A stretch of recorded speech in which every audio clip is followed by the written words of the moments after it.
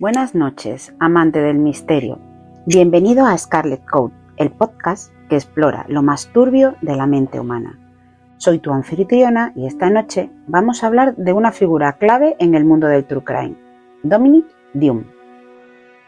Quizás no te suene su nombre de inmediato, pero si eres aficionado al género, seguro que sí que has oído hablar de poder, privilegio y justicia, o como se conoce en inglés, Power, Privilege and Justice. Sí, ese programa que muchos vimos doblado en 4, la cadena de televisión española. ¿Te suena? Pues prepárate para descubrir la vida de un hombre que vivió entre el glamour de Hollywood, la tragedia personal y una lucha incansable por la justicia. Y si me escuchas pronunciar algo en inglés con un acento peculiar, para lo cual ya es tarde porque ya me has escuchado, bueno, pues considera que este es el encanto de este podcast. Prometo hacerlo lo mejor posible para que no tengas que taparte los oídos. Y recuerda, tengo algo de acento, con lo cual hay palabras que a veces pronuncio un poco raras. Dominic Dunne nació el 29 de octubre de 1925 en Hartford, Connecticut. Creció en una familia acomodada, pero en la que había muchas tensiones. Su padre era un cirujano prominente, pero muy severo, lo que marcó profundamente la infancia de Dominic. Desde joven, él mostró un gran interés tanto por las artes como por la escritura. Durante la Segunda Guerra Mundial sirvió en el ejército de Estados Unidos como asistente y recibió la Estrella de Bronce por su valentía durante la Batalla de Meade. Tras regresar a Estados Unidos, continuó sus estudios en el Williams College y se graduó en el año 1949. Dominic conoció a Ellen Griffin, a quien cariñosamente llamaban Lenny, en Connecticut durante los años 50. Ellen provenía de una familia acomodada que había hecho fortuna fabricando ruedas para trenes en Chicago. Su relación comenzó como un romance lleno de pasión y de glamour. Se casaron en 1954 y tuvieron 5 hijos juntos. Sin embargo, 2 de sus hijas murieron poco después de nacer debido a una enfermedad congénita. Esta pérdida dejó una profunda huella emocional tanto en Ellen como en Dominic. Mientras formaba su familia, Dominic comenzó a trabajar como productor de Hollywood. Entre sus proyectos más destacados está Playhouse United y películas como The Boys in the Band y The Panic in the Needle Park. Esta última protagonizada por un joven Al Pacino. Aunque alcanzó cierto éxito profesional, las largas horas de trabajo y el estrés del medio artístico comenzaron a afectar a su matrimonio. Ellen se encargaba del hogar, mientras que Dominic se sumergía cada vez más en el mundo del entretenimiento. A medida que su carrera avanzaba, también lo hacían sus problemas personales. Dominic comenzó a abusar del alcohol y de las drogas para lidiar con la presión laboral. Esto llevó a frecuentes discusiones con Ellen, quien intentaba mantener la estabilidad familiar mientras criaba a sus hijos. Digamos que las discusiones no eran precisamente sobre quién sacaría la basura en este caso, eran más bien sobre cómo sobrevivir al caos emocional generado por Hollywood y por las botellas vacías. En 1965 decidieron divorciarse oficialmente, tras varios años de tensiones irreconciliables. Ellen continuó viviendo con sus hijos mientras luchaba contra su diagnóstico de esclerosis múltiple desde 1975. A pesar del divorcio, Dominic siempre mantuvo una relación cercana con sus hijos, especialmente con Dominique, la menor de matrimonio. Nacida el 23 de noviembre de 1959 en Santa Mónica, California. Dominique creció rodeada por un ambiente artístico gracias al trabajo de su padre en Hollywood. Dominic decidió seguir los pasos creativos de su padre e incursionar en la actuación tras regresar a Estados Unidos, después de haber estudiado en Florencia arte e italiano. Comenzó haciendo apariciones en películas de televisión y en series como Fama. Su gran oportunidad le llegó cuando fue seleccionada para interpretar a Dana Findlay, sí, la hermana mayor de Caroline en Poltergeist, en el año 1982, película que, como todos recordaréis, estuvo producida por Steven Spielberg. En 1981, Dominic conoció al chef John Sweeney durante una fiesta privada organizada por amigos mutuos. Al principio parecía ser una relación ideal. Sin embargo, pronto comenzaron a surgir señales preocupantes sobre el carácter posesivo y controlador de Sweeney. Sweeney intentó aislarla poco a poco, le pedía que se alejara tanto de sus amigos como del círculo profesional que comenzaba a rodearla tras su éxito en Poltergeist y, según confesó Dominic a su padre, él no estaba enamorado de mí, estaba obsesionado conmigo.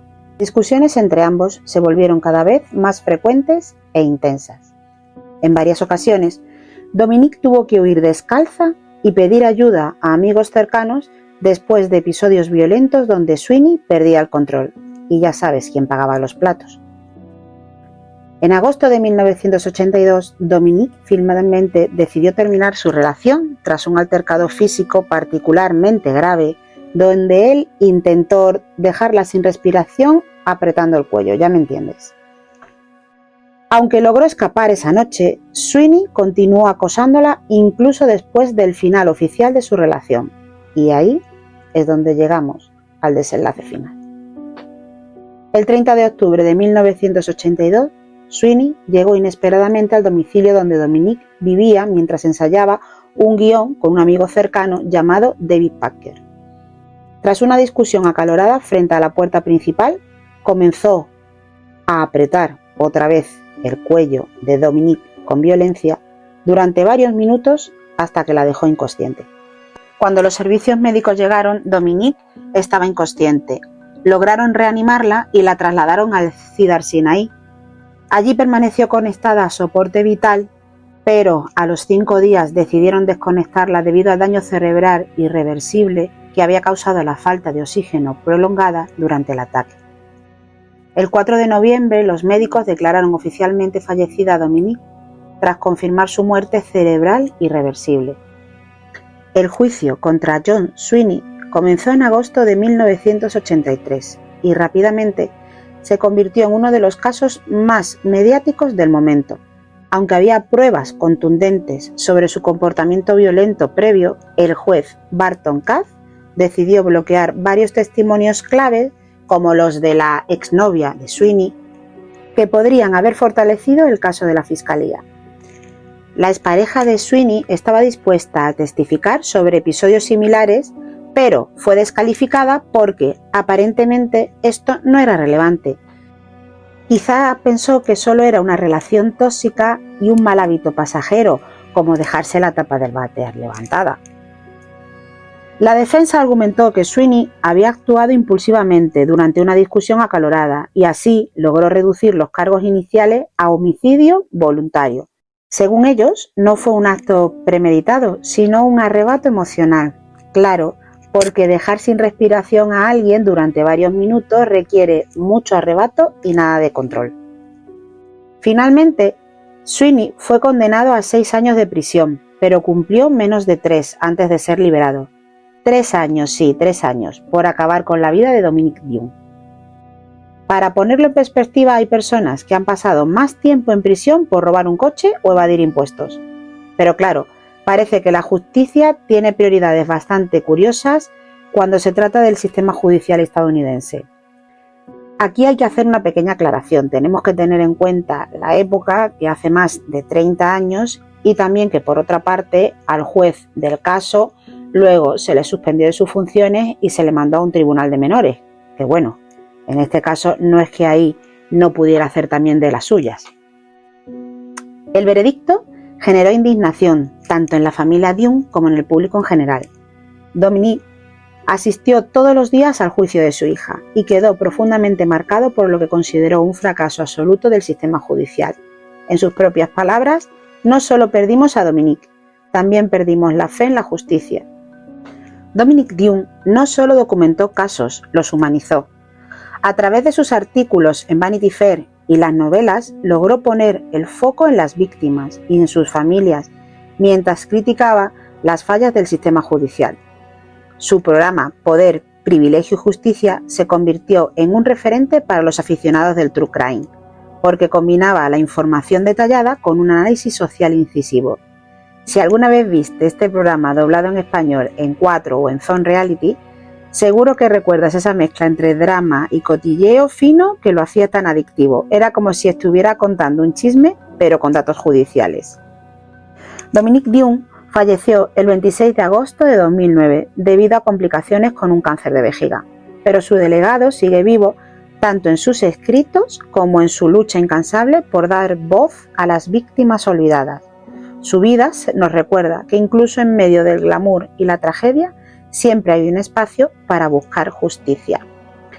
Y si eres aficionado a las series de True Crime, seguro que recuerdas a Dominique Dionne como personaje de estas series, tanto en American Crime History, en el caso de O.J. Simpson, o en la nueva de Netflix, Monstruos, la historia de Lyle y Eric Menéndez. Y así llegamos al final de nuestro episodio. Dominique Dionne, un hombre cuya vida estuvo marcada por el glamour, la tragedia y su inquebrantable búsqueda de la justicia. Si te has quedado dormido, no te preocupes, ya sabes que este podcast estará aquí mañana para que puedas terminarlo.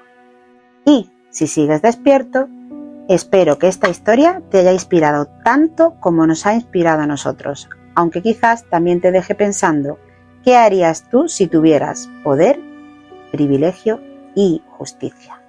Buenas noches.